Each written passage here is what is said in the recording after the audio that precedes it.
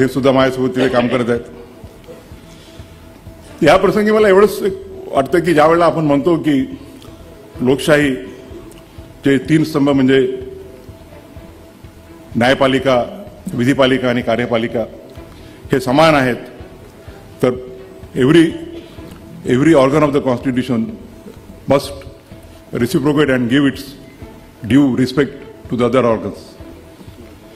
महाराष्ट्र राज्यातला एक व्यक्ती चीफ जस्टिस ऑफ इंडिया म्हणून महाराष्ट्रात पहिल्यांदा येत असताना महाराष्ट्राच्या चीफ सेक्रेटरीला किंवा महाराष्ट्राच्या डायरेक्टर जनरल ऑफ पोलीसला किंवा मुंबईच्या पोलीस कमिशनरला तिथे येण्याची योग्यता वाटत नसेल तर त्याबद्दल त्यांनीच विचार करायला पाहिजे की मला प्रोटोकॉलचा बिलकुलही हे नाही आहे. मी अजूनही अमरावतीला जातो, नागपूरला जातो, तर मी पायलट एस्कॉर्ट घेऊन जात नाही. सुप्रीम कोर्टात येईपर्यंत अमरावतीला न्यायालयात असताना मी मोटरसायकलवरून फिरायचो मित्रांच्या. परंतु it's a question of respect by the other organs of the institution to the judiciary.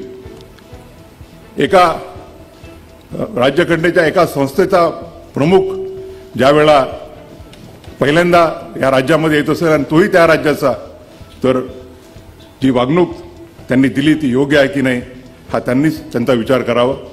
या लहान लहान गोष्टीमध्ये मला हे नाही, दुसरा एखादा आमच्यातला एखादा कोणी असता तर आर्टिकल 142 किंवा 140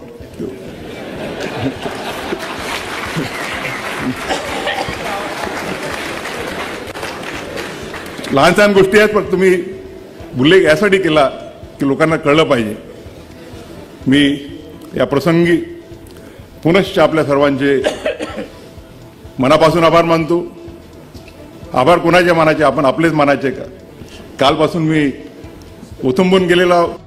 तर भारताचे सरन्यायाधीश काल परवा मुंबईला आले, तर त्यांच्या येल्याच्या नंतर प्रोटोकॉल जो असतो तो पाळला गेला नाही. तो स्वतः त्यांनी गवई साहेबांनी हे केलेलं आहे. तर आपण बॅरिस्टर म्हणून आपण एक काय पाहतो त्यांनी बेंचवरनं असताना त्या सगळ्यांना समन्स करावं.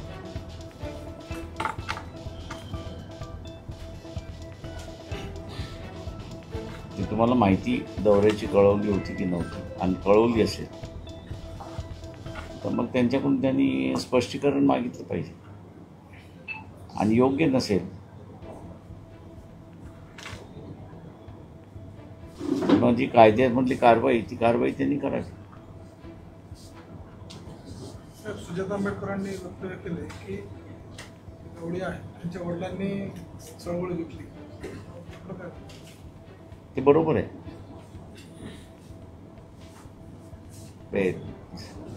दादासाहेब गायकवाडांपासून बॅरिस्टर खोब्रागडे इथपासूनचा तो इतिहास आहे, त्याच्यामुळे नवीन काहीच नाही.